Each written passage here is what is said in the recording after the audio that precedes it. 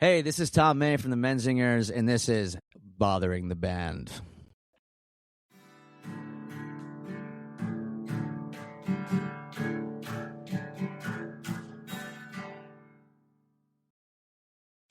I'm about 20 minutes west of Fort Lauderdale. Okay, cool. I just know, Miami, Fort Lauderdale, and Naples. We have a good group of friends that grew up in Naples. Yeah. I feel like I just saw you in Fort Lauderdale maybe 2 years ago. Yeah, that sounds about right. At the venue that's like trapped in the 80s, one of my favorite ones. Yeah, it's called Revolution Live. Yes, Revolution Live. So much fun to play there all the time. Yeah, I went to that show. Hell yeah. It was fantastic. So you got to come back. Yeah, definitely. I feel like no matter what stage of our band's career that we're in, we're going to be coming back to Revolution Live. I've just been going there for so many years. It's just a staple place. Yeah, I will say this. As much as I hate Florida and don't like living here, there is a good punk rock appreciation if you can find it. Oh my God, yeah. It's one of the few states that you can play 4 or 5 cities in the state, and all the punk shows are going to be amazing. And no crossover, no, you're not bleeding into other markets if you go to, like you said, Naples versus Fort Lauderdale. It's so Sure. far away. So it's such a big state. Yeah, totally. Okay, so our icebreaker question, we were sitting on for a few, waiting for the right guest, and we feel you're the right guest for this. All right. Were you born naturally or with a C-section? I was born naturally. I mean, I don't remember, but that's what I'm told. So, yeah. It'd be wild if you did. Yeah. It would be pretty wild. A curse for sure. Okay, cool. Welcome to the world. Yeah. Hey, all right. Start at the beginning. I like it. Starting right at the beginning. And then going up to present day, how do you feel about fireworks? Wow. That's such a good question. I fucking love fireworks. Okay, cool. Pennsylvania has a really funny history with fireworks. So they were legal in Pennsylvania for my entire life, I believe, but not legal for Pennsylvania residents to purchase. So all the stores were on the border. People would drive over from New Jersey, and we had a guy in the neighborhood that would drive down to North Carolina, and you take everybody's orders and then drive down to North Carolina, pick up a fuck ton of fireworks, commit whatever felonies that is to drive them over the state lines, and then distribute them out through that part of West Scranton. But I love fireworks. In fact, I was just talking about how my 12-year-old self is very upset that I don't have any type of firework certification, that fireworks are no longer an important part of my life in any way. But yeah, I like fireworks. I get that it's bad for dogs and especially in the city. I mean, people blowing up, shooting mortars off of the corner of fucking Carpenter is not an ideal situation, but I do love fireworks. They're beautiful. I love them too. My kid is older now, so it's no more fear. Oh, if I'm getting blowing a finger off or something? No, not even that. Just my daughter was afraid of the loud noises, and that's subsided. So it's we're back to enjoying. And then in my hood too, there's a group, I'm sure similar group of guys that go because we're right by the swamp and you can see it, and they just go there and go fucking nuts. I'm sure. Yeah, it's gotta be wild. I've loved it. We actually one year, I was telling this story to my girlfriend Grace that one year we got a guy who worked for a construction company to sell us a stick of dynamite, or a half stick of dynamite. I forget what it was. Very, very big. And we taped it to a tree. Went out to the woods, taped it to a tree, set it off. It took forever to go off. We were already walking down the road, and then it was just boom, and shook all these houses. And the cops came, and they were like, "Did you guys hear that firework?" And we were like, "Yeah." And they're like, "Where'd it come from?" We're like, "We don't know."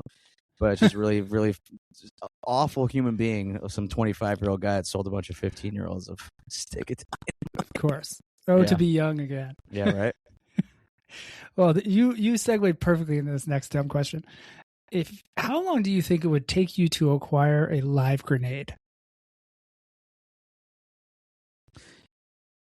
I bet I could get one. Yeah. I bet there's a couple people flashed into my mind. I think you got a couple guys? I could. Yeah, I got a couple guys that they're not the guys that would have the grenade, but they're the guys who could probably get the grenade. So where we grew up in northeastern Pennsylvania is just surrounded by various facets of the military-industrial complex, whether it's actual Army-owned repair places. The center of Scranton is actually a huge factory. It's now owned by General Dynamics. It's actually where Pennsylvania's governor went and very, very classfully signed munitions that got sent over to Ukraine. But it was called Chamberlain, and they manufactured large ammunition shells there for mortars and tanks and stuff like that. But my grandfather worked for Toby Hanna Army Depot, all them. So there's a couple of those characters in my mind. I feel like there's some log list at an armory out there that could go missing a grenade. You're like, I'm 2 calls away from a live grenade. Yeah, I'm 2 calls away. So maybe it would probably take a while, though. I bet it'd be a couple months. I hope in your travels, next week or whatever happens in your life, you just come across. It just happens naturally. Yeah. Well, there's a friend of mine went to Vietnam 15 years ago, and I believe there was a place that you could pay to throw a grenade. Pretty sure. Of course. Yeah. Watch the way that this country is going to be able to do it in Las Vegas next year. And Florida, you're allowed to do it. Florida, you can just do it. Yeah. Florida. Yeah. Okay. What's the last thing you rented? Well, it's weird. I was thinking about Florida's lawlessness because I was thinking about the time that I rented a large moped in Florida, and I got to the place, and they were like, I was like, I have a motorcycle endorsement. Do you see this? Do you see my insurance or anything? And they were just like, nope. And I gave them $100, and they just gave me 150cc fucking, fast scooter to just cruise around on. And I was like, yeah, Florida doesn't really have any loss. So, I mean, I guess technically the last thing I would have rented would be, a hotel room, Airbnb, rent a car a bunch of times. Rented some tools. My brother and I rented an auger from Home Depot. That might be the last thing that I rented. It's a good question. What's an auger? Auger's is it bevel inside? It is like a giant corkscrew that you can dig fence posts with. Yeah. Oh wow! Okay, no idea what that was. Yeah, it's that thing that all the horror stories of people getting their jeans caught in it and shit. Oh shit! Yeah, it's awful. Everyone's okay. Limbs intact. Yeah, everything's okay. Nice. And when's the last time you used a landline? I used a landline this week. Yeah? Yeah. When we go on tour, everyone hides their hotel room number from me because I like to call them and prank them and bang on the door and stuff like that. And I picked up the phone. We were just in Prague, and I used the landline to attempt to dial people's rooms and to call the front desk. So I don't know if that counts because that's a local landline. I didn't It still counts, man. Pick it up and dial a number in and use it. Do you remember when you got rid of your landline? Yeah, I had an apartment with our drummer Joe when I turned 18. We moved in together at an apartment in Westside on St. Francis Cabrini Avenue, and we got a landline put in. That was the last time because then we moved to Philly. That was 18 years ago or 19 years ago, and I haven't had one since then. But yeah, that's pretty wild. I didn't really think about that. I still remember everybody's landlines from numbers though when I was a kid. Oh yeah. I still have a list of people who my best friend still has the same. He was the first one with a cell phone in 9th grade. Yeah, he still has the same number. Amazing. And so, yeah. I was just about to ask a follow up with a landline. This made me think of this. Is that we all burned our last CD and without knowing it. We had this sad moment of this is the last time I used had a landline in my home. Yeah. And I'm wondering if you remember the last video you rented, the last song you downloaded. Yeah, I mean, I still download songs sometimes from Beatport and stuff. It's okay. Yeah. For DJ shit. So, but the last CD I burned was probably we ran out of merch, and we did a tour with the Gaslight Anthem in 2010, and we were in Canada, and I believe we got an external burner and just made a bunch of copies of the release that we had out at the time. And nice. We bought stamps at an AC Moore adjacent art supply store and just stamped the CDs and drew some stuff on them and sold those. That was probably the last time that I burnt a CD. Oh shit! Actually, I found in my last apartment before moving in here, I found a DVD in the wall that had this art school shit written all over it. There was a compartment in the wall that had some cooking utensils and whomever had lived there before. I don't know how many. I mean, it was a DVD, so it couldn't have been that long. Yeah. Although it was a fucking while ago. It's just been around for a long time. And it was some. So I had to buy something to watch, like to see it. I believe, or maybe it wasn't. It was a CD with like a video file on it. I don't think it was. Oh TV, yeah, actually. what was on it? Murder. It was some right. That's what I mean. There was too much like cutesy shit drawn on it, but that was like the thing the whole time. We're like, we have to watch this. We have to watch this, and eventually we got. Maybe it was the same external drive, but it was some art school kids' senior project with puppets.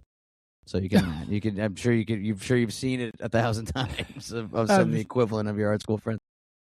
But yeah, that's amazing though. Did you ever Google who like the name? Is their name on it or anything? Yeah, I looked for them, and I think I found maybe a YouTube channel where they had posted that video and some other ones, but not. No way of feeling like I found her DVD. Yeah, now it's lost to time. I'll never remember that. Damn. Yeah, wild. Oh man. Okay, who's the first person you call when you get good news? I guess it depends on what kind of news, but would probably be my girlfriend Grace or my brother. Yeah. Definitely. Shout out to Grace. She's a big listener. Yeah, Grace loves the show. My brother Michael, him and his 4 kids listen every new episode. The kids love it. They all gather around the stereo. Yep. Great. The kids loved when we had, like Idols and Mannequin Pussy on. And, yeah. They like the hardcore stuff. Hell yeah. Did you go through a skinny jeans phase? Yes, actually. Moving to Philadelphia in 2008, I guess, is when we moved here. Yeah. I didn't wear skinny jeans, but that was like the height of, quote unquote hipster culture. And I had some really cool friends, and they were like, well, if you want to get girls to go on dates with you or you want to be cool, you have to dress in a cool way. Because we had played a show before I moved here.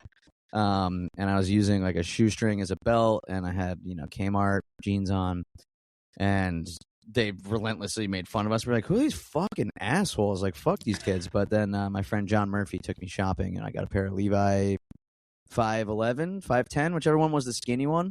Yeah. Didn't take too hard to them. I'm also not like shaped the best for them. I don't know if, not even for looks, just moving around, but maybe that is for everybody. Yeah. But yeah, I did have a skinny jean phase, kind of. And then after that, all jeans were kind of just cut pretty slim. So yeah.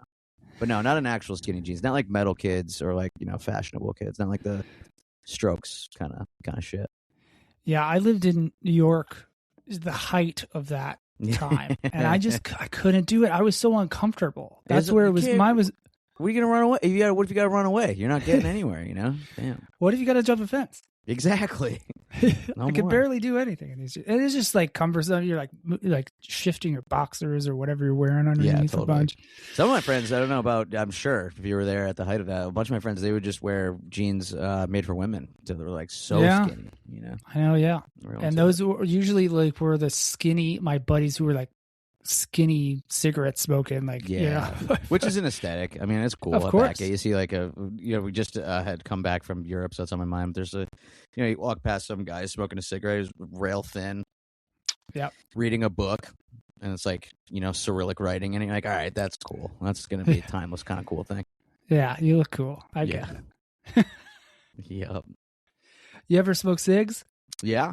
Yeah, I'll still smoke one once in a while, but I quit smoking, I don't know, forever ago. But when we first, when we first started as a band, everyone smoked, every single person in the band. And we smoked in the van, in the house that we all lived in together, in the basement. It's just like, I remember as a kid, my grandma taking me to Burger King to play in the playground and while smoking and inside of Burger King. It was, definitely. And nicotine, big fan. I like the way it makes me feel. It sucks that you get addicted to it, and then it can destroy your health, fuck your life up, and it's destroyed so many families, and it's probably the number one causes of heart disease and death in the United States. But still, nicotine. It's still fun. It looks cool. Yeah, it does. It really does look cool. That's back to the skinny jeans and like the French dude you manifested here. Yeah. Cigarette. So when I see people doing the vape, like the big cartridge vape, I'm like, you look like an asshole. Just smoke cigarettes. You look so much cooler. Yeah, there was that famous Onion article. I don't know how famous it was. It was just like a graphic, but it was basically like, man smoking vape must be futuristic bounty hunter. I was thinking about that when you see like the big glowing thing. I must say, so I went through, the ups and downs for me with smoking coincided with difficult life crossroads, go figure. But I did try vaping, like a little one. I forget what the brand was, but they sold them at the corner store by my house, or the smoke shop by my house. And that got out of control real fucking fast. I had to stop that, because you can do it anywhere and you could do it anytime. Yeah. And next thing you know, you wake up and you're like reaching for the vape and you're like, how many milligrams of nicotine am I taking in? And then you Google it. Like, oh my God. It's the same with weed now too, though. It's like so strong, and True. I miss the salad looking seed weed. I've mentioned it on the pod many times. I miss working for the weed. Yeah. I miss it. It was like shitty all body. It was all body high. Yeah. We had, when I was younger, we had a friend who got in trouble for something else and had to go on probation. But we were still smoking weed, and he had to do a drug test. And they're like, okay, well, when's the last time you used PCP? And he was like, I don't use PCP. And then we found out that the weed that we were getting from this one neighborhood in Scranton, from one of our friends' grandmothers, indeed had PCP in it. Like that thing from the DARE program that they told you was going to happen, that doesn't happen. And and every time I tell the story, nobody believes me, because they're like, nobody actually laces weed. It's like not economical to do that or whatever, but it was economical for them to do it because it happened. And then he continued to test positive for it. Oh my goodness. And that used to fuck us up. Did you notice a difference in retrospect? You're like, oh man, we were. One time. I remember time I noticed it. Trails. There was like visual trails. Oh, like you throw your hand across, like a low frame rate or something.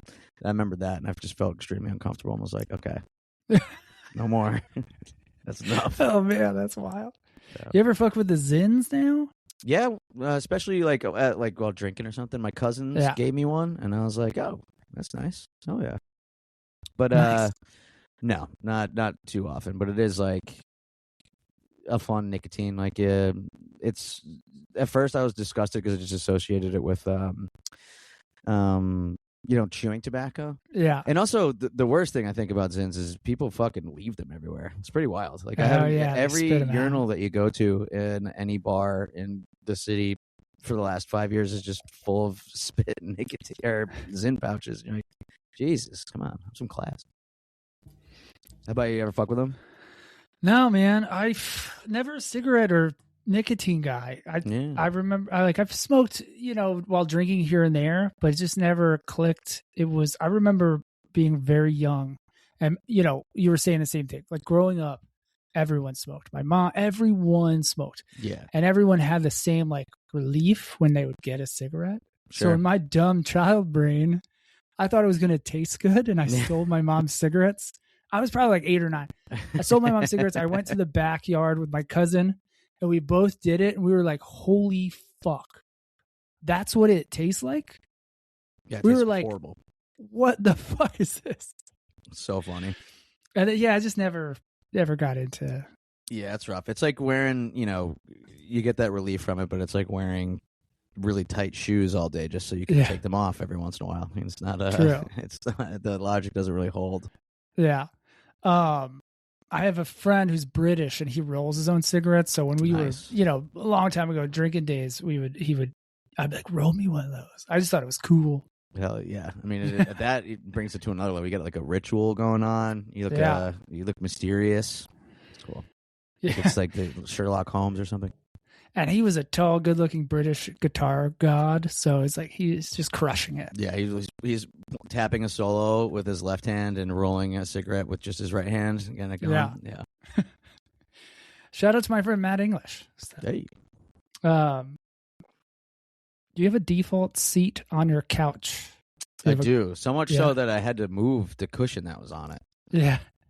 Excuse me. Got it during the volatile COVID times, had gotten a couch at some point there, and would always sit in that one spot. It's all the way to the L-shaped couch, and I sit all the way to the right.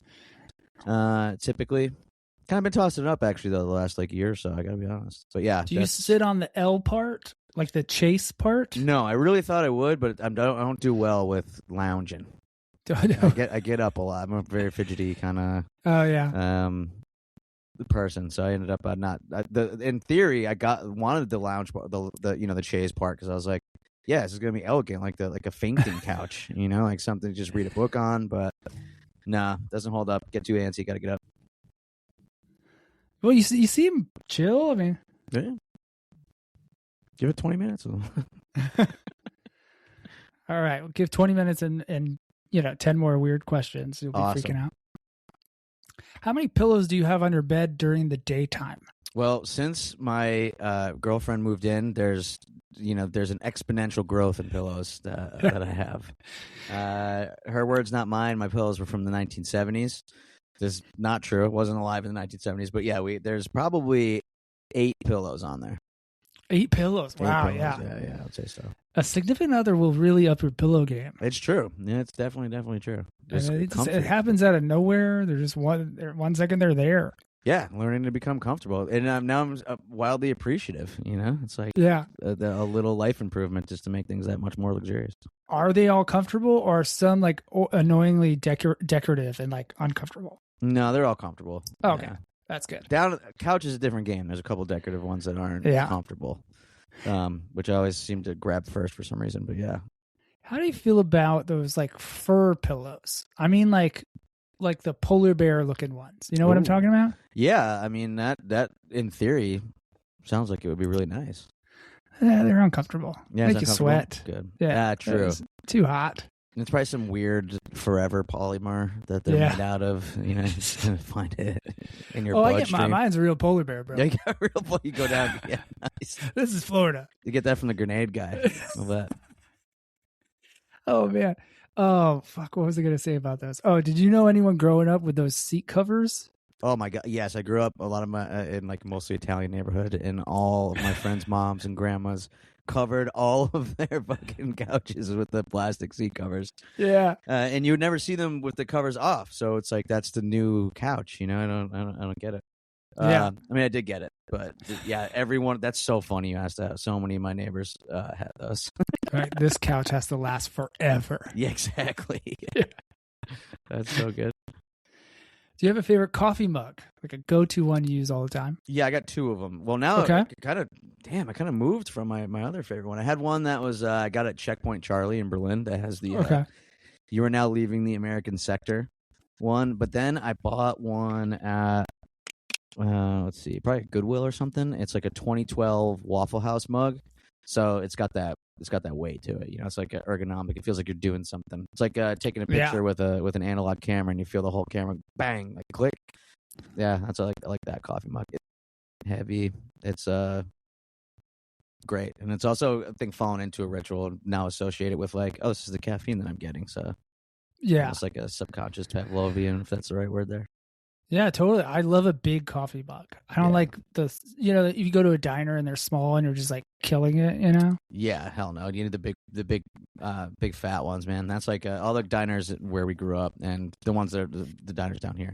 Those things are getting abused. So I get the real ass ones, like the Jersey diner mugs. This is so dumb. Have you ever seen the film Men at Work? With Charlie Sheen and Emilio Estevez. Not the one with Norm Macdonald? No, that's Dirty Work. Oh, okay. Because I saw that movie. I had to have seen Men at Work. It's like real over the top, right? It's like, damn, I can't recall any parts of it now. But so Emilio Estevez, right? they're brothers and they're garbage men. And then they get in, they uncover a body on their route, and it's like hilarity ensues. All right, it sounds familiar. It's funny because I was picturing that Dirty Work movie as having garbage men as part of the plot, so I think I've merged the two in my mind. Was there a garbage man part in there? Yeah, they put like a fish in the wall or something. I don't know. It was a stoner movie. Yeah, directed by Bob Saget. Oh no shit, really? Yeah. Who would have thought? I met Bob Saget once, and I said that to him. He was great. Awesome. And I said to him, I was like, "Hey, I love Dirty Work." He was like, "Oh, thanks, man." He like got into it. Nice. Hell yeah, that rules. Okay, after tour or this could be after vacation or any type of travel, are you unpacking immediately or are you leaving that bag out until it becomes part of your life? Amazing question because I just got home. I usually unpack the next day. Okay. So I put it by the door. There's typically not something I need from inside of it, and then I'm just gonna like live the rest of the day and then unpack it the next day for sure. Yeah. But there has been many times in the past where it became part of my life for sure. Just like continued to live out of it for a few days. And like, oh, yeah, there's clean underwear in there. I'll just grab it out of there and then just not put it away. Yeah, that's really funny. I warned you about these questions. Yeah, no. Okay, growing up, did you eat Little Debbie snacks? We had Tasty Cakes. It was like a local brand. Yeah, I know. Yeah, local brand in Pennsylvania. So no, I don't think I had any Little Debbie snacks. It was only Tasty Cakes. Yeah, it was only Tasty Cakes, and then various other like local adjacent ones that would be depending on which store you went to. But yeah, mostly just Tasty Cake, and they all had like some type of equivalent of the Little Debbie or whatever major brand one. Yeah. You know, like have like something that was after. But no, not did Little Debbie make Twinkies? I think Twinkie was its own thing for a long time. Yeah. That whole thing that they last forever or whatever. That can't be true. But no, we were Tasty Cakes, man. Butterscotch Crimpets. That was my nice. That was my thing. I think Tasty Cakes has been like bought out and now is everywhere. Of course, yeah. Yeah. It's been traded for hands, different private equity. Shittier now ingredients. They just license the name. Yeah. And they just make it worse. Yeah. Somehow. Just everything's getting worse. It's true. Everything we grew up with is just getting worse, including like service at a place. It's getting worse, and all the things that we grew up with there have been like repackaged to be sold to us as nostalgia because there's nothing new. It's just easier to do it the other way. I mean, we just grew up in a time where everything was so like available, and they just picked it up and moved it to now. Like you said, repackaged. Yeah, 100%. What's the last movie you saw in the theater? Oh my God! Yeah. I went to go see with my friends Scary Movie 6. Scary Movie 6. Yeah. And how was it? It was on Father's Day. It was so fucking dumb, but it was a blast. Again, we're talking about the repackaging of nostalgia. That's exactly what it was. So I have a really, really close friend, I love to death, named Jesus, and we go every time I go to the movies. It's with him, and he was like, "Hey, for my birthday, I want to go see Scary Movie 6," and I was like, "Yeah, let's do it." And we did it. Yeah, hell yeah, dude! Just as dumb and just as good as you'd expect. I just saw the new Jackass. A new Jackass? Yeah, you know, there's a brand new movie out. Damn, I don't know shit. Yeah, brand new. It's called Best and Last. They swear it's their last one, and it's like a good mix of like old footage, new footage, kind of some unreleased stuff. It's very nostalgic. Yeah. But I don't know if you're into Jackass. But I mean, when I was a kid, for sure. I actually stayed at Bam Margera's house one time. Oh no shit! Yeah, yeah, it was pretty wild. He was he owned a venue in Westchester, which is like outside of Philadelphia. And I was doing merch for Matt Skiba from Alkaline Trio and driving Brendan and doing merch for Brendan Kelly from the Lawrence Arms. And we played his venue, and then we went to his house afterwards, and they recorded, I guess it was like a podcast. It's kind of early in the podcast game. And it was very bizarre to be in the castle from the MTV show. Yeah, I bet. Wow, that's wild. Yeah, it was pretty wild. They were doing a bunch of Jackass shit but there was no cameras. So I think they were just like kind of like that. One of the dudes, they were like spray painting his dick silver, and then one other weird thing was Bam Margera had a guy with him that was following him around that was dressed exactly like him and had like the same haircut, and it was his driver. I think it was just like his cousin or something. But everybody was nice. It was cool. It was chill. And then, but the next morning, that guy that they were like doing all the Jackass shit to, we were leaving, and it's like a gated complex, and we were driving out of the gate, and he was just asleep in the field, like a farmer's field across from it, in like half inside of a sleeping bag. I could have the story wrong, but I think they were doing all that shit to him, and they were mad because he took somebody's car and crashed it, and then he was one of those people that had to go to jail on the weekend. Oh, so he's like, one of those people. He's like, I gotta go to jail tomorrow or whatever. Yeah. Gotta go in the clink for a little bit. Yeah. That's wild. I will say this: if you have a fondness for Jackass, it lives up. It's back to the Scary Movie. It's exactly what you're getting. Awesome. You're gonna laugh. There's tons of dicks. Amazing. And butts.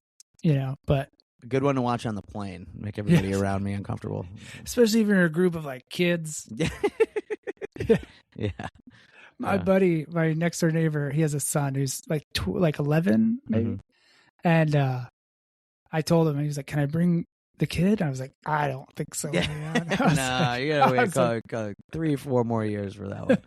That's funny. Yeah. What was your last chance encounter?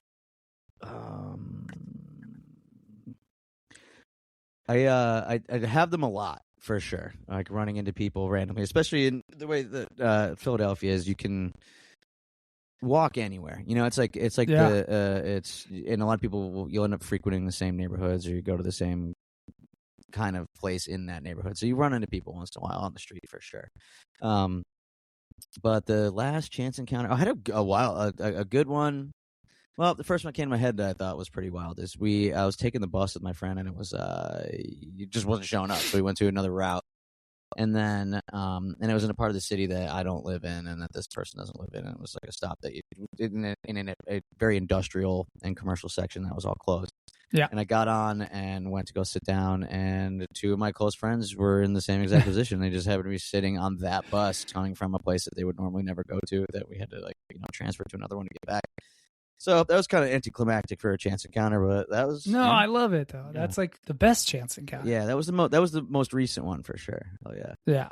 There's been a lot of them in the world, especially in touring. You just run into people. And it borders on synchronicitous. You know, there's like some of them you're like, we can't be running into each other here. It doesn't make any sense. Like in the middle of Yellowstone, we were hiking up a trail. Well, as I guess that's what you would do. We got to the top of this mountain thing, and me and a friend were having like a friendly argument or whatever. And this guy walks up and he's like, "You boys grew up in Scranton?" And we were like, "How the fuck would you know that?" He's like, "My wife's from there, and she talks exactly like that." And then we talked to him, and ended up having a bunch of mutual people that we've known each other, and we're just in the middle of like miles from anywhere and anyone in Wyoming. It's pretty wild. Chance Encounters is a great song from the new upcoming album. Thank you. Oh yeah. Everything I Ever Saw. Yeah. July 17th. Yeah. Day after my birthday. I'm excited. Oh yeah, cool, man. Oh yeah. Thank you. We're gonna try to time this to release right around there. So we'll time it around her birthday too.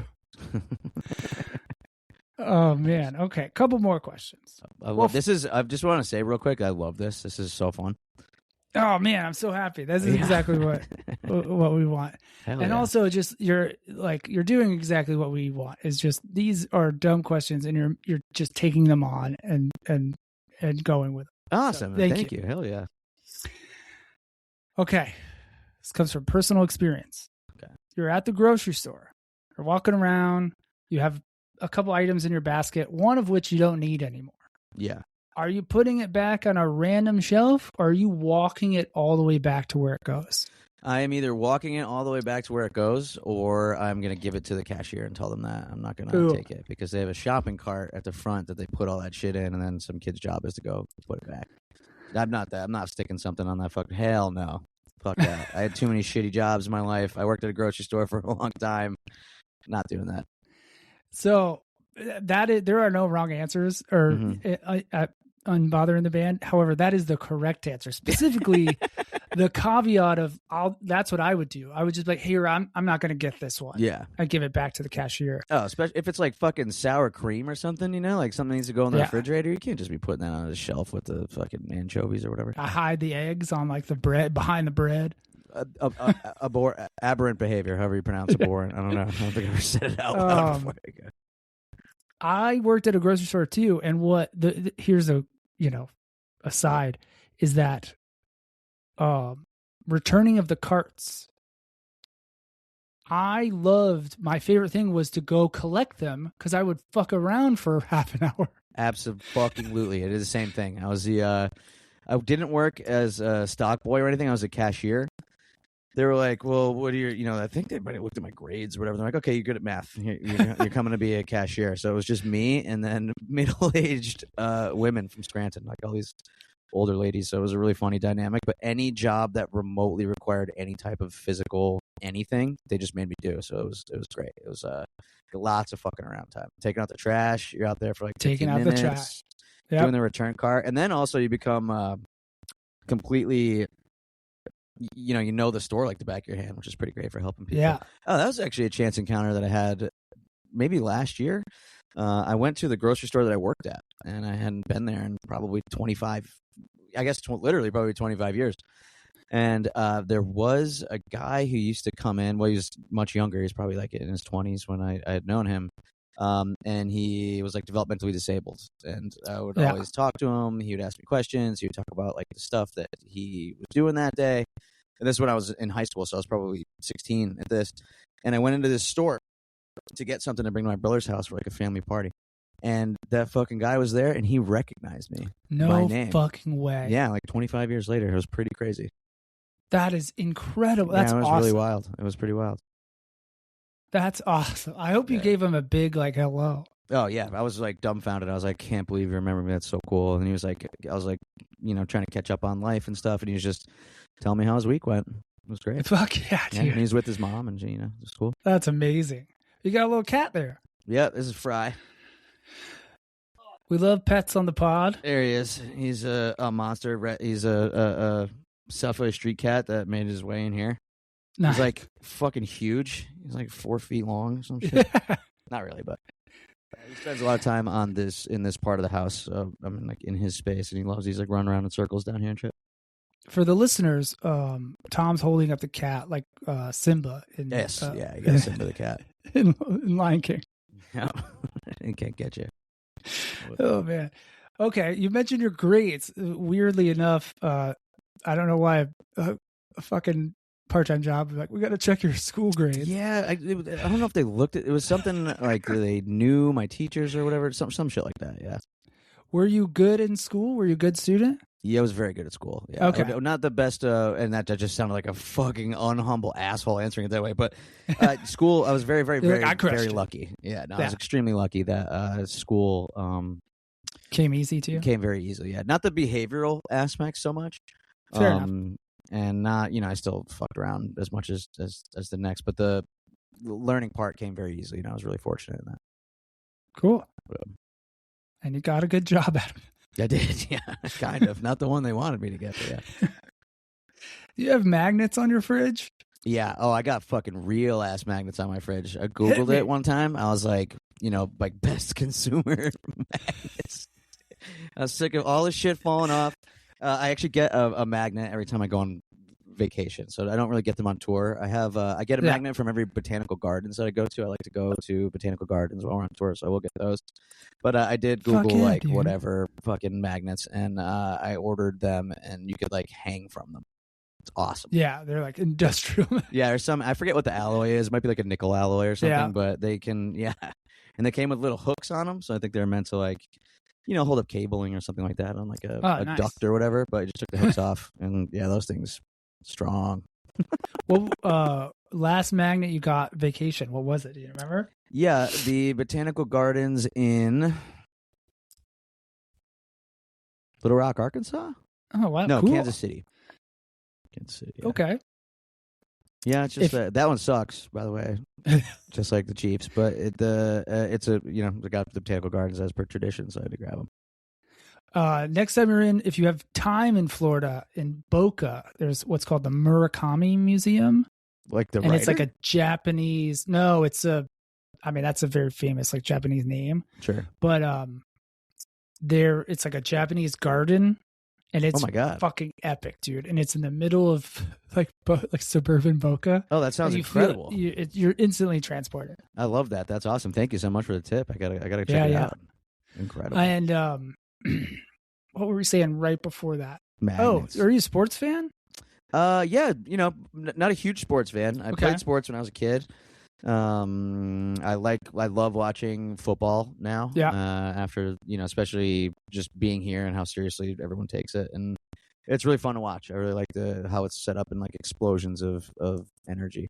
Yeah. Like little events. It's it's funny. You look at like soccer and football, American football, they're on the polar opposite ends of the spectrum of gameplay time versus game time. Soccer is played the entire time. American football is like a 3-hour long game or whatever, but there's only like 11 minutes of running and jumping. Exactly, yeah. But yeah, I like to play some sports. I love what's going on with the World Cup right now. It's fantastic. Oh yeah, you've been watching? Yeah, I almost died during the fucking Mexico-England game last night. That was so stressful. Yeah. But it was incredible. That was really, really fun. That was a good one. Yeah, it was great. I've been tuning in. I haven't been as absorbed as in years past, but I put it on and I just leave it on. Yeah, totally. And it's been such a wonderful thing, especially since they're hosting games here. So, and I live in basically a tourist-y kind of section. I live very close to the Italian market, so there's a lot of like Airbnbs here. There's a lot of people going to visit the Italian market. So each time that there's a game here, all of the fans from those countries are showing up, and I get to interact with them a bunch. And it's been a really beautiful thing to see everybody experiencing our city and our culture that way. And even we're just in Mexico, and they were gearing up for the World Cup games down there, and just seeing not the infrastructure, but just like people, what they're selling and things that are on the news, and just a really, really cool thing to get everybody involved and pointing out the little cultural nuances and having it in a friendly way. I think it's a beautiful thing. It's cool. And what was I going to say? It's infectious. You definitely, it rubs off. Totally. I love that about sports. I actually was watching a Super Bowl. I forget when. It was the Super Bowl in Minneapolis, and I was it's when Philly won, and I was with a guy. I was working there and with a guy who was a massive Philly fan, and he was like fucking crying and shit. It was like, it was incredible to watch. Oh, I love that so much. That's amazing. Yeah, it was very incredible to watch. Philly question, have to ask: Geno's or Pat's? Neither. But if you had to pick one, Pat's. Is that the less racist one? That's the less racist one. Yeah. That's although I think that the patriarch of Geno's passed away. I don't know. I could be talking on my ass. We had a rehearsal space and like a little mini recording studio as well at a old taxi dispatch office in South Philly. So like the bottom floor was in a huge open garage, and the top floor was offices. And we repurposed the offices into where we rehearsed. That's where we wrote our record. What are you doing? Sorry, the cat's jumping up. No, you're good. It was where we wrote After the Party and nice. a record before, not Rented World, but then some of the stuff that became Hello Exile. But we had this space. It was amazing. We would use it we threw a horse race party where I bought these pre-recorded horse races, and then we sold these tickets and had like a betting board, and we had all these crazy parties, and it was really, really fun. And it's right next to 2nd Street, 2nd Street, where they do the Mummers Parade. So we would have these crazy New Year's Eve parties. Long story short, they kept trying to sell the building, and every time that someone would buy it, they would find out that all of the old oil repository and gasoline tanks for the taxis were still buried in the basement. And that's like an environmental nightmare to get rid of. There's so many EPA regulations and stuff like that. So the sale would fall through. So for like 3 years, we just got to keep this place. Then somebody did buy it, and they knocked it down, and they built what we called Cheesesteak Mansion. So it was one of the owners, either Pat's or Geno's. I'm sure you have a visual of row homes in an old East Coast American city like Philadelphia. All the homes are touching each other. It's my neighbor, it's probably 15 feet away from me right now. Yeah. But they took up an entire section of what would be like 6-7 houses and built one giant mansion with completely open windows in the front so you could kind of see the entire house. And that's what replaced our practice space, was the Cheesesteak Mansion. Boo. Yeah, boo is bullshit. Oh, and I lived next to Pat's and Geno's for a long time, actually, like on the corner. And that was actually really fun because so many people were coming and going all times of night, like excited. Like groups of tourist buses would come by and I'd just be sitting on my steps, and it was just a great vibe. It was great people watching. Yeah, it was wonderful people watching. I saw Trump there. What? It was fucking hilarious. Yeah, I was in the kitchen, cooking, whatever you fucking do in the kitchen, and I heard all this commotion and all these like sirens, and I was like, what the fuck? And the house was kind of shaking, and I looked out the front door, and there's all these cop cars and all these like big passenger vans. This was during the first election, so he wasn't the president yet. And he, all these cop cars were over at Pat's and Geno's and all these vans, and I was like, well, I gotta walk over and see what the hell's going on. So I walked over, and a Secret Service agent, to this day, I have no idea where he came from. He materialized out of thin air, and he just kind of like picked me up by my armpits and pulled out a wand and then just wanded me like all my whole body, and he was just like, "All right, you're good, bud," and then he just like tapped me along, and I got to go like in the perimeter of all the fucking people that were really close. There's all these South Philly knuckleheads chanting "Lock her up," and it was such a wild scene. He's huge. I don't know. I'm a short guy. I'm like 5 feet tall. I'm like 5'5". But Trump was a huge dude, and somebody handed him a cheesesteak, and he just picked it up, and he did that Trump like smile, closed eyes kind of face, and he just kind of like held it around and like showed it off, and then handed it back to somebody, and then got in the van and sped off. It was super bizarre. Wow. Yeah.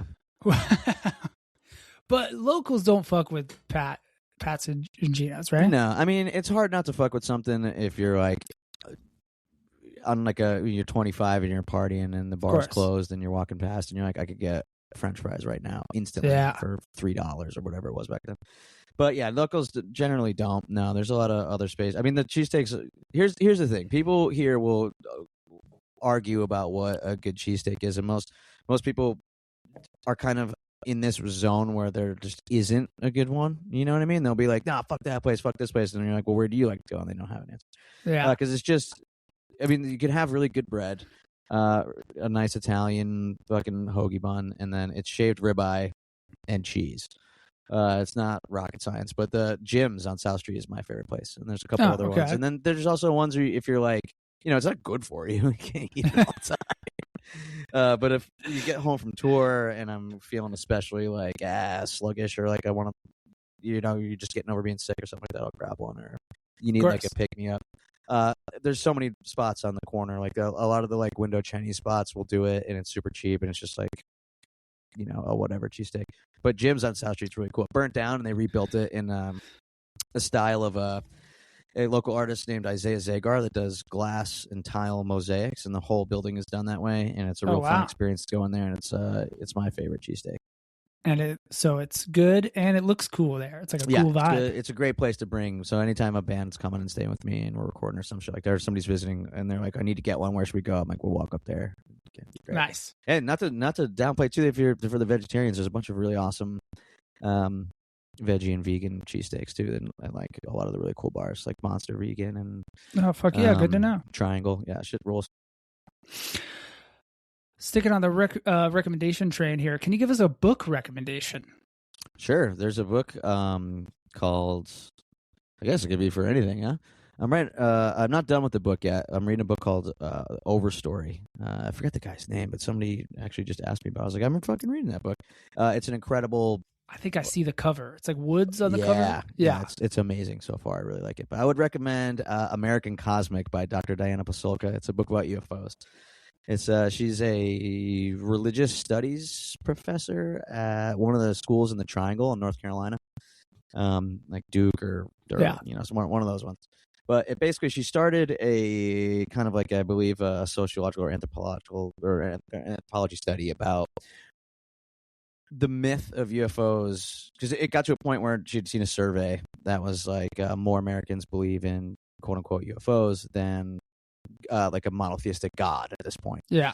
And she's like, well, I'm going to write about that and study it. And as she continued to do her research, comes across all of this entire system of the people who had done the government studies earlier, people who work for NASA now. There's a famous, I think he's a virologist or pathologist in California named Dr. Gary Nolan, this is like his pet research area. Okay. But he uses an alias in the book, but it's an incredible story about kind of gaining a new perspective on the phenomena and the history of the phenomena in the United States. And I just think it's such an an intriguing book, and it's just really fun. So I've been thinking about that. Grab it for one of my friends. Yeah, fuck yeah. Check it out. Yeah, it's cool. Who is your hero? Man, that's such a bizarre question. I was like talking about that with someone earlier today, because so many eras of my life are defined by the people that you look up to. So like for so long, Joe Strummer was such a huge hero. And still is, obviously. The man was able to make such incredible art, such a short burst of time, and share so many ways that I view the world and helped shape the way that I view the world, and was just so fucking cool. So I would say, yeah, Joe Strummer, definitely a hero. it is weird to be, because I'm going to be 40 years old in 2 weeks, and you don't really think of middle-aged people having the same type of infatuation or the same type of like parasocial mentor or whatever the fuck you want to call it of a hero. And it's and you start to have different mentors in your actual life. Like there's a couple of bands and people in my life that I could look up to who have been in my position that are 10, 20 years older that I definitely consider a mentor that I could call and ask about, anything in the music industry. But then there's also just things about life that are difficult to talk to. I went through a divorce the last couple of years, and that was a really difficult thing to I was like, I don't fucking know anybody that's divorced, and I realized I do. And I was able to talk to some people who are older and some people are my age, and you realize where did the heroes go? Fictional characters are always something that my mind will pop into, like characters from novels or movies, but that's not a real hero these days. I'll tell you, what? No, bullshit. I really, really look up to Ken Casey from the Dropkick Murphys after we did that tour. So we didn't interact that much. They were really, really busy. But that was also one of the things that was so intense about what they're doing. On that tour, they would do free shows for local union members and their family basically every day. They were on point with their dealings and politics and how they've communicated those, and they're older than us and doing something what I want to be doing, playing in a band. So I think that is definitely somebody to really, really look up to in a way like that. So that's the first person who comes in my mind to look at somebody's life and be like, I want to live like that. He definitely walks the walk and talks the talk. Unbelievably so. Yeah, 100%. And pays his due, puts in the time, like you said, with all the union people and fire and police and all that shit. Oh yeah, he brought he has something called the Clodic Foundation, which is like a charity that they run, and he brought that guy who runs it with him out, and they would sell merch that 100% of it went to that foundation. And they work in a similar place from a organization, a nonprofit that my sister runs. So when we were playing in the area where my sister lives, I brought her over, introduced him, and they were so fucking cool. They were like, give me your email, give me your number. Like, this is what we do, this is how I do it. And it was just extremely inspiring to realize that I spend so much time fucking complaining about the world and bitching about things that can't change. And then you see somebody like that and you're like, oh no, you do have power, and we all could have power. You just have to do it. And that was just extremely inspiring.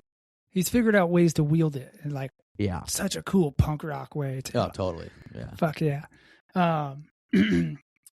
Two things. One, did you read Redemption Song, the Joe Strummer book?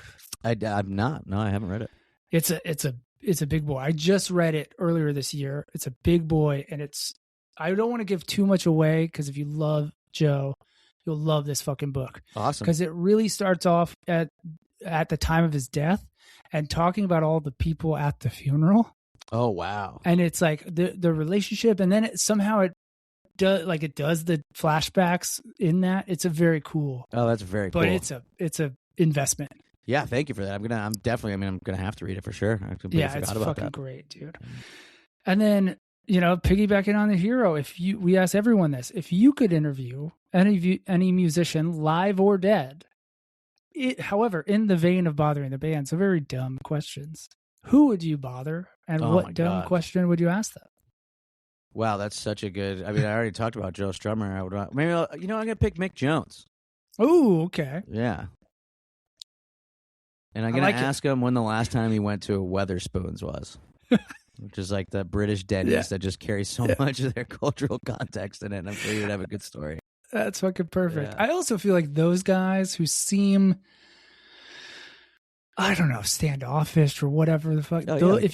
British guys, if you broke down their walls with these type of personable questions, silly-ish, I think you could get them talking. I think you would diffuse them. 100%. Yeah, I think you would have to, totally. Cool, man. Yeah. What's next for you guys? Besides the album? Yeah, so we're putting the record out, and, then we've had our entire career kind of broken up in these blocks of what, we call an album cycle, which is basically you put out a record, and then you tour on it. I'm sure it's based on some fucking 1970s shit like everything else in the goddamn music industry, even though fucking laws then we were started. But you put the record out and then you tour on it. Hopefully people like it and listen to it, and then they, they'll relate to the songs and sing along and want to hear them. And that's how we'll see the world and interact with people and make a living, yada, yada, yada. But the real thing that guess what's next for us now is you kind of start over again with, we were talking about books, films, and just life. So just kind of paying attention and trying to notice everything that's going on around over the next 18, 24 months. And then we'll write another record based off of what we see, I guess. That's kind of the process. That sounds like the fucking dream, though, dude. It is 100% the dream. And even on the worst days, I can still find an enormous amount of solace in the fact that that's the dream that we get to do. Awesome. I feel like, and I try to remind myself this, is that young Ryan would be so fucking stoked to know he's talking to you. Yeah, hell yeah. I'd be that's like, awesome. What? You know, totally. like 15 years ago, I'm like, what am I? Wait, I get to do what? So, and I feel like, I hope you think that too, because what you're doing is cool. And absolutely. When you're like, oh, the flight's canceled, I have the flu, and I'm laying on the floor of a fucking airport. It's like, no, I'm doing that. That's exactly what I want to be doing, and it's a beautiful thing. And it's incredible. Fuck yeah, dude. Well, thanks for being doing the show. And hell yeah, thank you for having me on. This was so fun. As you can imagine, we're doing a lot of interviews because the record's about to come out. Yeah. And this time around, more than any other time, everybody's been had such interesting, insightful, thoughtful things to ask, and these are some of my favorite. This is so much fun to kind of like frame what it is that we're doing and what it is that we're putting out by the kind of absurdity. And it's like you said yourself, they're goofy questions, but not really. They lead into the stories of life and the stories of what you're doing. It's really, really cool. It also allows us as I'm a music geek, and just to get to know our favorite bands on a person level. Like everyone is has to fucking eat, and everyone has to do the laundry and unpack when they come home from tour, whatever. Totally. So everybody put their pants on, one leg at a time. Exactly. Well, thanks, dude. Hey, Ryan, thank you so much. It was nice to meet you, and thank you so much for having me. And if you're touring to Florida, coffee on me, man. Awesome. Deal. Take you up on that.